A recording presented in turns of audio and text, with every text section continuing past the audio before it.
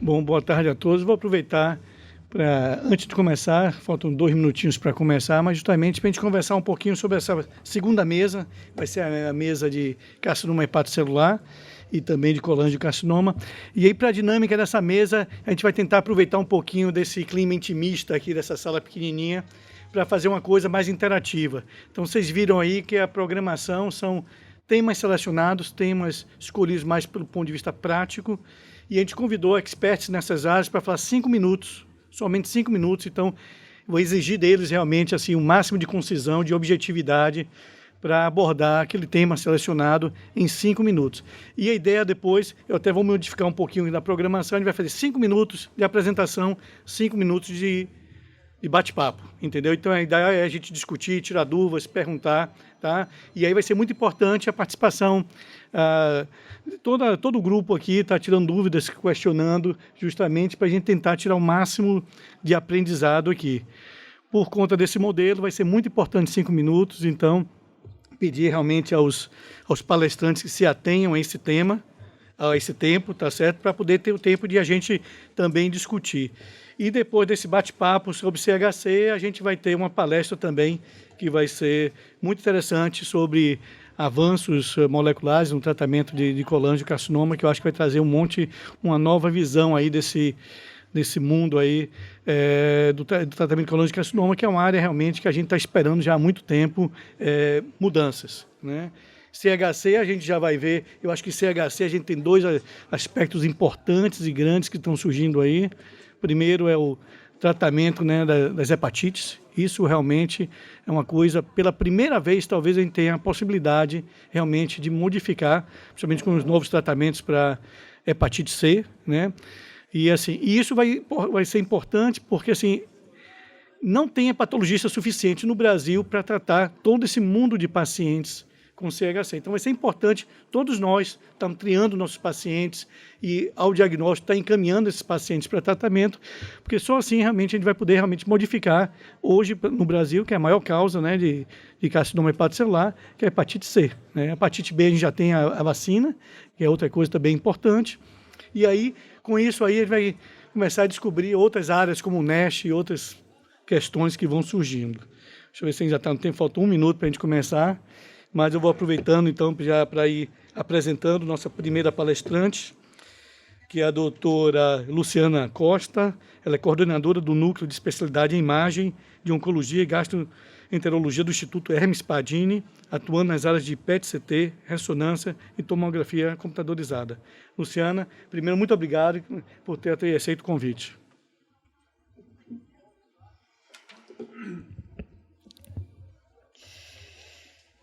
Boa tarde a todos. É uma honra o convite do Grupo Oncoclínicas para estar discutindo esse tema com vocês. E foram me feitas 2 perguntas. A primeira delas é quando solicitar ressonância com contraste hepatoespecífico. Bem, primeiramente, o que é esse contraste hepatoespecífico? Que aqui no Brasil o nome comercial é o Primovist, a única formulação que a gente tem liberada pela Anvisa hoje. É um meio de contraste que funciona igualzinho o outro contraste. Eu vou ter também fase arterial, fase portal, todas as outras fases, mas depois de 10, 20 minutos, esse contraste, através de um transportador específico, ele vai entrar dentro da célula e aí eu vou ter uma contrastação hepatocelular. Então, 20 minutos depois, eu tenho uma distribuição para dentro do hepatócito e uma eliminação pelos ductos biliares. Hoje em dia, nós temos as principais indicações são diagnóstico diferencial de hiperplasia nodular focal e adenoma, avaliação de pacientes com metástase hepática, principalmente coloretal, aqueles candidatos à metastasectomia, e a detecção e caracterização de lesões em fígado cirrótico. Então, adenoma e hepatocarcinoma não é muito o mundo do oncologista, mas só para vocês entenderem como funciona. Se eu tiver um hepatócito normal, o contraste entra na célula. Se o hepatócito for anormal ou se não tiver hepatócito, esse contraste não vai impregnar naquela região. Então, hiperplasia nodular focal, hepatócito normal, contraste dentro do hepatócito, igualzinha a contrastação do restante do fígado, fechei diagnóstico de HNF. Aqui um adenoma grande, adenoma tem uma deficiência nesse OATP, nesse transportador de membrana, então eu não vou ter uma retenção do ácido gadoxético no adenoma. Então, me permite diferenciar, na maioria das vezes, com alguns pitfalls, essas duas entidades. CA coloretal, pré-metastasectomia, como eu faço tomografia, ressonância e PET, a gente vê na prática essa grande verdade aqui. A ressonância com meio de contraste hepato específico para identificar número de lesões é melhor do que o PET-CT na avaliação hepática, não na avaliação extrahepática. Então, aqui um exemplo, um paciente com 2 lesões no segmento 7, visto no Primovist, e somente uma visto ao PET. E o nosso tema principal, que é o hepatocarcinoma, nós temos que o contraste, ele aumenta a sensibilidade, mas ele não agrega em especificidade. Por quê? Se eu tiver um colangio ali, vai ficar preto do mesmo jeito, porque não vai entrar contraste na célula. E no hepatocarcinoma, a gente tem que... Não há expressão, na maioria das vezes, do OATP na célula do hepatocarcinoma. Então, a ausência de retenção nas outras neoplasias, entretanto, a gente tem um aumento da confiança. O que é isso? Aquele nódulo hipovascular que não tem todas as características de hepatocarcinoma, num contexto clínico específico, mas ele é hipo na fase hepatobiliar, eu vou aumentar a confiança e muitas vezes eu vou fazer um upgrade desse nódulo para um Lee-Radix 4 e que, numa das últimas reuniões da Câmara Técnica, por exemplo, de transplante, hoje o Lee-Radix 4 pode ser já inscrito na lista de transplante aqui no Brasil e eles categorizam Lee-Radix 4 e Lee-Radix 5 como indicação para entrar na lista de transplante. Então, aqui é um exemplo, um nódulo completamente atípico num paciente cirrótico, que a grande parte desse nódulo não reteve o ácido gadoxético, sugerindo a ausência de hepatócito normal naquela região. A minha segunda pergunta é: quando biopsiar lesões suspeitas de hepatocarcinoma? A resposta mais simples é que, na maioria das vezes, com os métodos de imagem, o diagnóstico é não invasivo, a gente não vai biopsiar a maioria, porque se ele tiver as características que hoje são caracterizadas principalmente pelo Lee-Radix, que eu falei aqui agora, que já está sendo usado no Brasil, se a gente caracterizar por essa tabelinha, pelos critérios do Lee-Radix, eu vou ter um diagnóstico não invasivo nessa. Aqui nós temos os Lee-Radix 4 e Lee-Radix 5. Então, isso aqui é um caso típico hipervascular com washout portal, formação de cápsula, diagnóstico de hepatocarcinoma. Quando eu vou biopsiar? Acredito eu que lesões grandes, cujas características de imagem não permitem um diagnóstico não invasivo, principalmente aquelas lesões mais necróticas, que não tem alfa-feto aumentada, que não tem nada mais do ponto de vista clínico que me possa levar para essa lesão.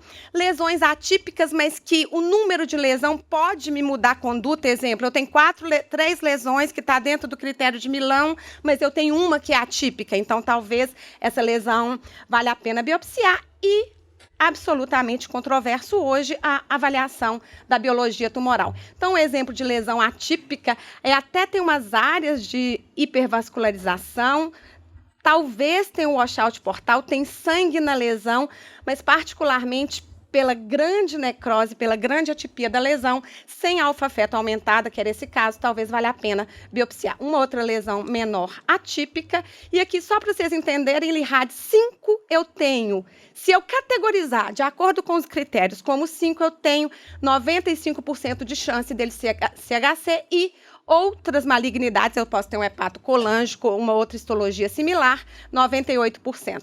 E o Lee-Radix 4, 74% HCC, 81% de malignidade. E aqui, então, eu vou biopsiar os casos atípicos ou o caso que eu penso em outra lesão, como o que é categorizado Lee-Radix M. Então, concluindo, existem evidências crescentes que o uso da ressonância com contraste hepatoespecífico tem maior sensibilidade e especificidade para avaliação de tumores hepáticos. Especificamente, no caso do CHC, ele aumenta a sensibilidade e a confiança diagnóstica, às vezes eleva um indeterminado para um suspeito, fornece informações adicionais, mas eu nunca elevo para o LIRAD 5. Então, isso é importante. E a biópsia vai ser realizada em casos duvidosos, após discussão multidisciplinar, e a biologia molecular continua a dúvida nesses casos. Bem, era isso que eu queria falar. Muito obrigada pela atenção dos senhores. Obrigado. Temos 3 minutos aí para a gente tirar dúvidas. Plateia, dúvidas aí?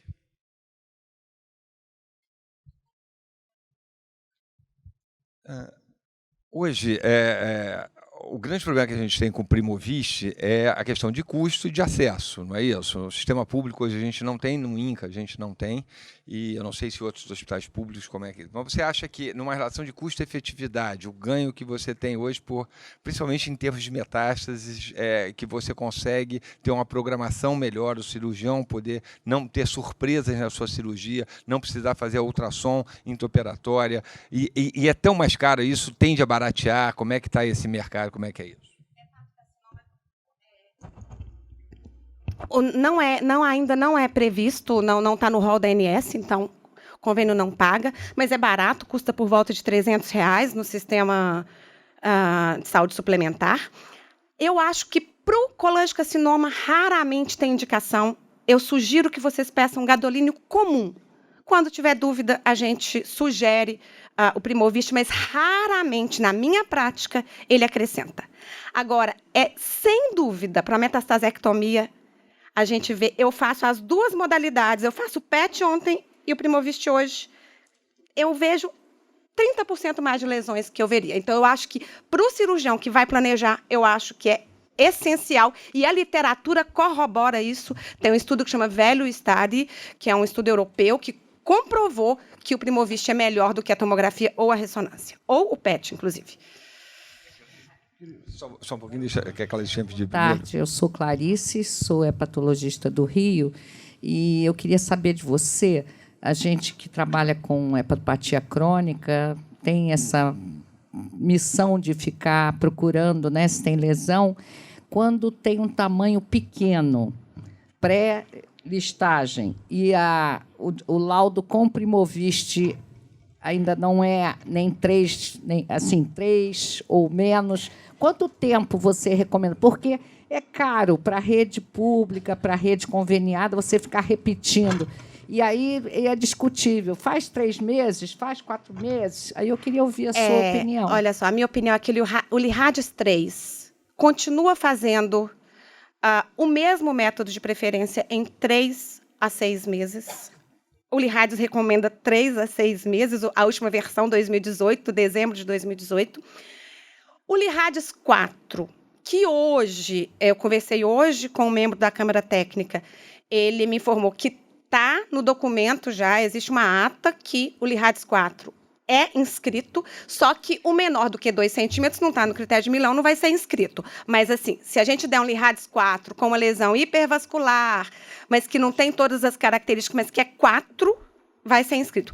Eu não pediria Primovist para o hepatopata, porque eu tenho critérios auxiliares. Já que o Ministério da Saúde está usando o LIRADS, eu acho que eu tenho outros critérios auxiliares que upgradam. Exemplo, difusão, hipersinal no T2. Então, eu tenho outras coisas que fazem um upgrade. Raramente eu acredito que, para upgradar 5, o Primovist nunca é permitido upgradar 5. Então, ele vai ser igual aos outros critérios auxiliares. Então, eu acho que, assim, muito pouco no sistema público, numa população geral, a chance de ter ganho com o Primovist no HCC. Ok, obrigada. Bom, eu sou oncologista. Na verdade, eu vou te fazer uma pergunta relacionada à metástase coloretal, né? Se a gente conversa com cirurgiões, eles entendem que o ultrassom perioperatório ele é essencial no paciente que vai ser submetido a uma hepatectomia, não só para você detectar lesões que você eventualmente não via por outros métodos, mas também para guiar o procedimento, dependendo do tipo de segmentectomia que eles vão fazer. Mas em termos de detecção de doença, que eu digo, tá? O contraste, a ressonância bem feita com contraste hepatoespecífico, eu não sei se tem algum dado comparando isso, ela tem a mesma sensibilidade quanto a sonda perioperatória? Nesse aspecto, ela já consegue trazer? Sim, Porque a visão semelhante. deles é- Não quer dizer que eles não vão fazer, porque talvez a localização da lesão, mas a sensibilidade é semelhante. A que literatura... ajuda com uma programação cirúrgica. Sim, inclusive. sim. Por incrível que pareça, o PET é excelente para doença extrahepática. Não quer dizer que tem que substituir de forma alguma, mas o PET mostrou que tem ressecabilidade. Eu acho que o Primovist tem função em avaliar a quantidade, a distribuição, se tem outros nódulos hepáticos não vistos.